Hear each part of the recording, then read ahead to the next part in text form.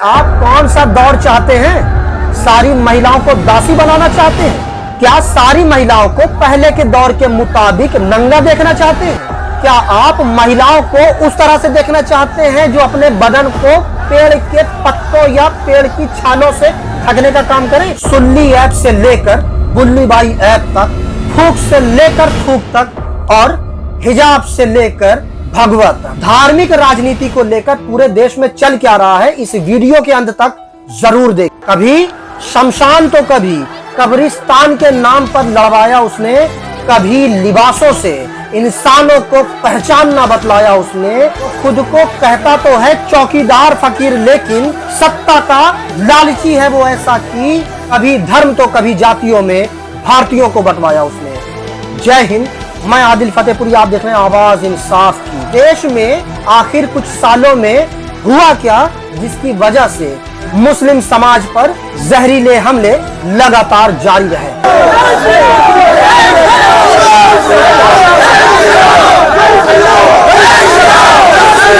देश में काफी समय से आप देख रहे होंगे कि मुस्लिम समाज की महिलाओं को लेकर किस तरीके से सुल्ली ऐप बनाया जाता है, जिसमें मुस्लिम महिलाओं की तस्वीरों को अपलोड करके उनकी नीलामी की जाती है। जब इसका विरोध बहुत तेजी से होता है तो पुलिस हरकत में आती है और हरकत में आने के बाद इस पर एक्शन लेती है। इसके बाद एक्शन कैसा था, कार्रवाई कैसी थी कि उसके कुछ दिनों बाद फिर से बुल्ली बाई ऐप कोई और बना के लॉन्च करता है, जिसमें मुस्लिम महिलाओं की तस्वीरों को अपलोड करके उनकी नीलामी करवाई जाती है। और हद तो तब हो जाती है कि जब एक चैट बॉक्स में ऑडियो में आप देखिए कि किस तरीके से मुस्लिम महिलाओं को लेकर अश्लील बातें जो होती हैं, मैं आपको वीडियो में दिखाया सुना भी नहीं सकता। और मामला यहीं तक नहीं रुकता है, उसके बाद देश की बेहतरीन वो आवाज, वो नाम लता मंगेशकर, जिनके गाने सिर्फ देश ही नहीं दुनिया में पहचाने जाते थे, गाए जाते थे, गुनगुनाए जाते थे, तो उनकी डेथ में जब शाहरुख खान पहुंचते हैं और वो जिस तरीके से अल्लाह से दुआ मांगकर फातिहा पढ़ करके जब वो फूकते हैं, लोग उस फूक को थूक समझते हैं। शाहरुख खान क्योंकि वो मुसलमान है इसलिए उनको टारगेट किया गया। उससे पहले उनके लड़के आर्यन खान को इसलिए टारगेट किया क्योंकि वो मुसलमान है। क्या देश में कोई और ड्रग्स नहीं लेता है? क्या देश में और राज्यों में ड्रग्स की सप्लाई नहीं होती है? क्या देश में ड्रग्स और जगहों में बेचा नहीं जाता, खरीदा नहीं जाता? लेकिन शाहरुख खान क्योंकि मुसलमान रहा इसलिए टारगेट किया, उसको निशाना बनाया। जबकि निशाना लगाने वाले जो लोग हैं उनके घर मकान ही नहीं, उनके बदन की चड्ढियां भी बिक जाएंगी तो भी शाहरुख खान के महीने के दिए हुए जो इनकम टैक्स की जो रकम है उसकी भी भरपाई वो नहीं कर सकते। उन्हें पता नहीं है कि शाहरुख खान के दिए जाने वाले इनकम टैक्स से देश में न जाने कितने कार्यों को अंजाम दिया जाता है। उसके बाद हालिया आप देखिए कर्नाटक में कि किस तरीके से मुस्लिम छात्राएं जो हिजाब पहनकर कॉलेज में पढ़ाई के लिए जा रही थी, तो कॉलेज प्रशासन ने उनको अंदर आने से रोक दिया। याचिकाएं अदालत में पहुंच गई और मामला अदालत में और सुनवाई भी चल रही है। एक तरफ कर्नाटक में मुस्लिम छात्राएं अगर हिजाब पहन करके जा रही हैं, आपको तब परेशानी है। दूसरी तरफ उत्तराखंड के जो पूर्व मुख्यमंत्री थे भारतीय जनता पार्टी के, उनका यह बयान था। एक दिन राजस्थान से जयपुर से आ रहा था, मैं किसी कार्यक्रम में था, अगले दिन करवा चौथ था और जब मैं जहाज में बैठा तो अगले दिन मेरे साथ 2-3 जब लोग थे, मैं एक पार्टी के कार्यक्रम से गया था, मैं राष्ट्रीय सचिव था। लेकिन जहाज में जब बैठा तो मेरे पड़ोस में बगल में एक बहन जी बैठी थी और बहन जी बैठी थी तो बातचीत हुई, शोभा की बगल में बैठी है। लेकिन मैंने जब उनकी तरफ देखा तो नीचे गमबूट थे, जब और ऊपर देखा तो घुटने फटे थे, हाथ देखे तो कई कड़े थे। लेकिन जब ये घुटने देखे, बच्चे 2 साथ में उनके थे। मैं कहा बहन जी कहाँ जाना है? दिल्ली जाना है।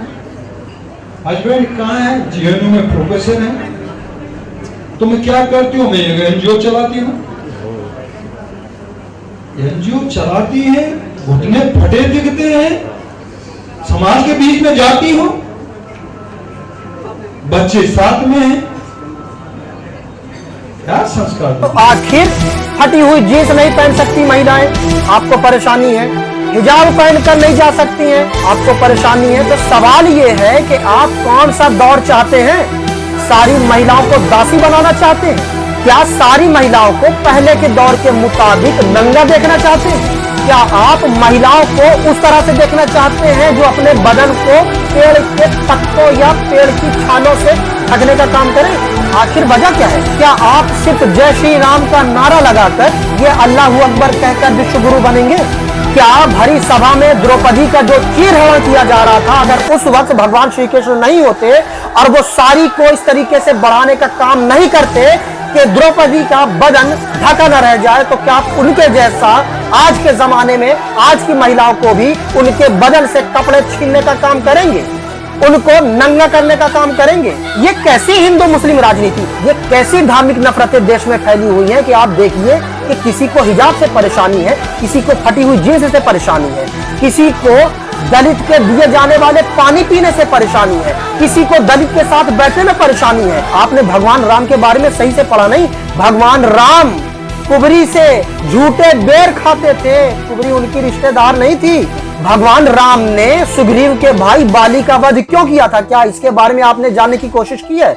जानिएगा, तब आपको पता चलेगा कि भगवान राम के दौर में भी महिलाओं की इज्जतें क्या थी।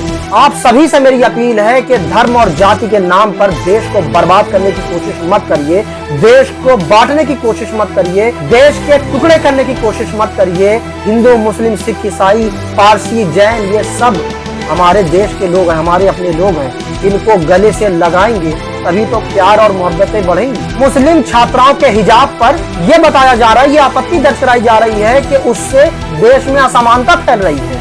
तो बताइए, ये देश को हिंदू मुस्लिम राजनीति में बांटने का काम कौन नेता कर रहा है? किसने किया है? किन लोगों ने किया है? किसकी विचारधारा ने किया है? ये सबसे बड़े दुश्मन है देश के। आपको जानकर ये खुशी होगी कि कर्नाटक में जो हिजाब का मामला अदालत में चल रहा है, तो याचिकाकर्ता जो मुस्लिम याचिकाकर्ता है, उनकी पैरवी एक ब्राह्मण वकील कर रहा है। तो आप समझिए कि माहौल कुछ लोगों ने खराब कर रखा है।